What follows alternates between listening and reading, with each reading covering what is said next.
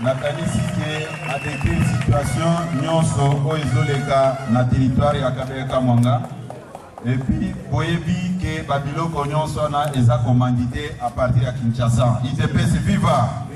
IDPS viva! Yango biso tokozonga nsima te. Pona nini baza kotinda basoda kuna?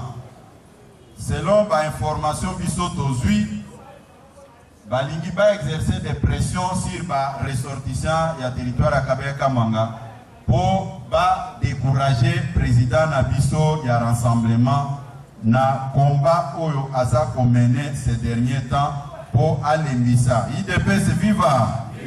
Est-ce que président na biso o toza na ye apundaka ka pona bato ekolo na ye? Apundaka pona ekolo na ye?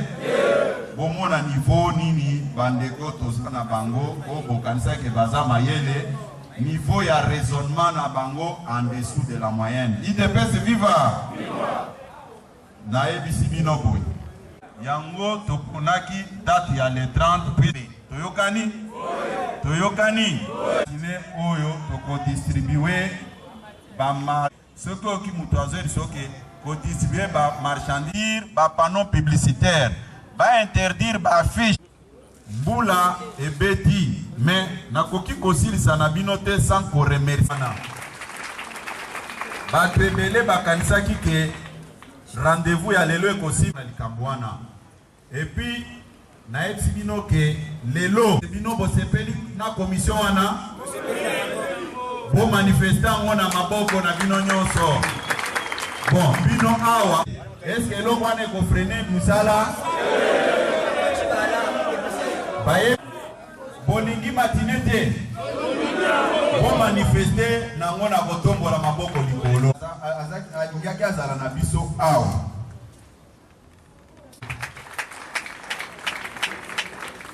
Naebi pourquoi na lobi bongo. Ba évangéliste ba di manan boy. Ba évangéliste. Na lobi ba évangéliste tout ba di manan. Mais tant na lobi pomoni ke lukutu. Est-ce que kosalema? Et kosalema bon mobiliser base. Bon manifestant ngonanu. Oyebi ba opportuniste nyonso bayaka na IDPS na leve. Babenga bango banani? Mais pona nini bino bolingaki action na koyebisa bino eloko moko. Tango biso to comme rassemblement mobimba te. Toyokani? Biso to sengaki ndeko Fayulu ta rassemblement o ba créer des doublements et pas Joseph Kabila na majorité nae. Soki bino parce que mususu peza identifié bien enregistré na même de na kozonga na makambo o na lobaki awa. Bino ba panzi sango biso mutuna et pas porte-parole ya IDPS. IDPS viva! Viva!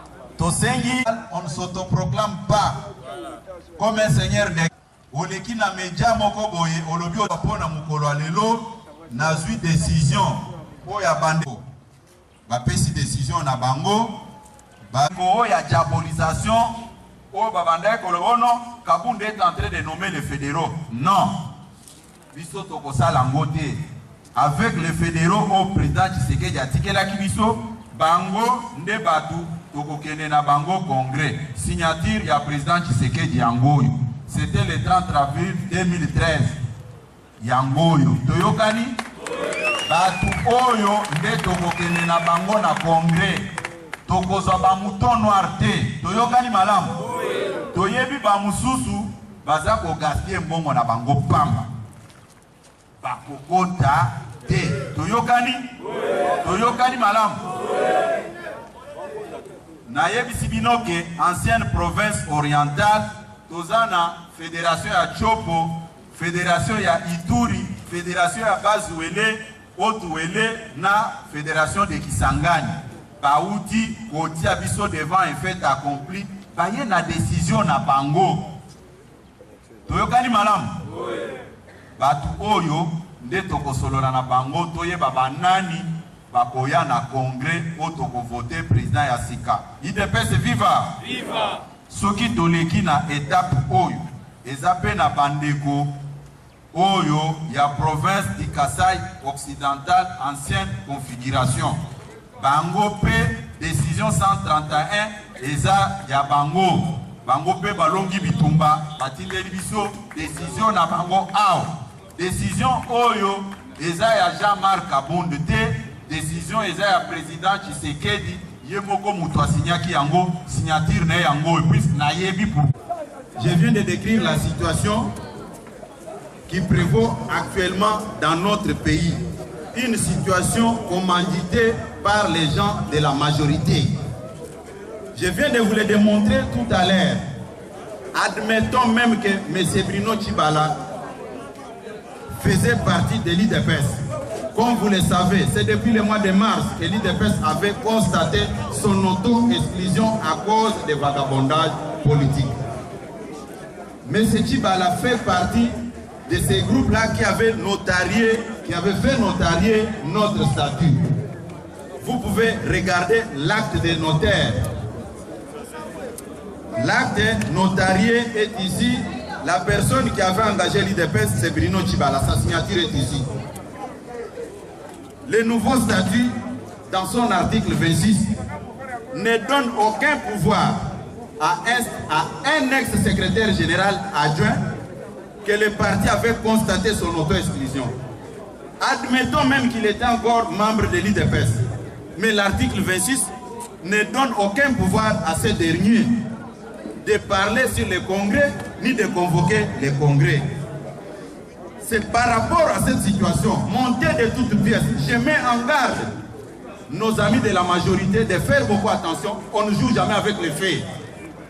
Ils ne peuvent pas continuer à entretenir des flous au sein de l'IDPS pour montrer à l'opinion qu'à l'IDPS, il y a un problème. Il n'y a aucun problème au sein de l'IDPS. L'article 26 est clair. C'est un article qui parle de l'intérim du président. Vous êtes là, vous pouvez filmer et montrer aux gens. Il n'y a aucune disposition statutaire qui parle, qui donne le pouvoir à un secrétaire. Je dis bien, admettons même que M. Tshibala est encore à l'IDPS. Mais il n'a pas cette qualité-là. Les gens qui crient dans tous les médias, nous allons au congrès pour l'unité, pour la réconciliation. De quelle unité et de quelle réconciliation dont on parle? Avant la mort du président Tshisekedi, il a laissé toutes les structures fonctionnelles, opérationnelles du parti. Et il nous a laissé même les sièges. Mais quand ces gens-là tiennent ces discours, c'est comme s'ils étaient en train de cracher sur la mémoire de Tshisekedi. Nous n'accepterons jamais que de tels genres de bêtises passent. Puisque l'article 26 dit ceci. En cas de décès, l'intérim du président Tshisekedi, puisque c'est de lui qu'on parle, l'intérim est assuré par le président de la Convention, le secrétaire général et le président de la CEP. Mais pour créer la structure Convention démocratique, il y a des profils qui font partie de cette structure Convention démocratique.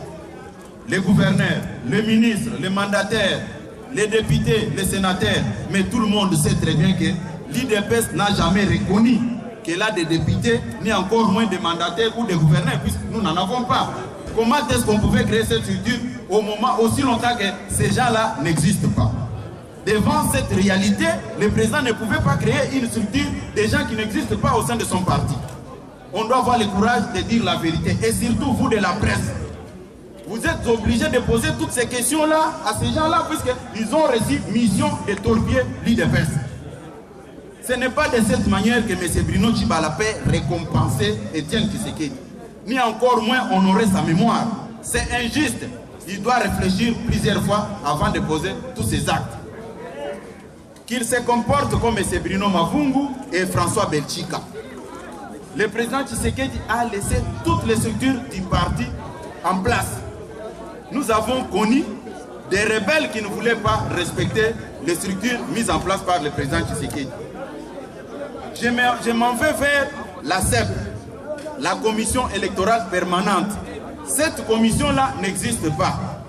Qu'à cela ne tienne, il y a un seul organe qui existe, la présidence où le secrétaire général du parti fait partie de leur directoire. Les directoires dont on parle, c'est les directoires de ces 3 organes. On ne peut jamais résoudre un problème pareil avec quelque chose d'arbitraire qui n'existe pas, que non, nous allons désigner les gens en tenant compte de leur province d'origine. Mettons-nous un peu d'accord sur certaines choses. Telles que je vous parle là, j'ai été mandaté par ma province. Qu'est-ce qui prouve que si aujourd'hui on s'inscrit dans leur logique de choisir les gens, on va choisir ces gens-là sur base de quel profil? C'est du n'importe quoi. Ils ont fait la honte. Ils sont en train d'écrire leur histoire dans les mal. Nous ne pouvons pas accepter que cela puisse se produire au sein de l'IDPS. Et je mets en garde nos amis de la mouvance kabiliste de faire beaucoup attention. On ne joue jamais avec les faits. Merci beaucoup.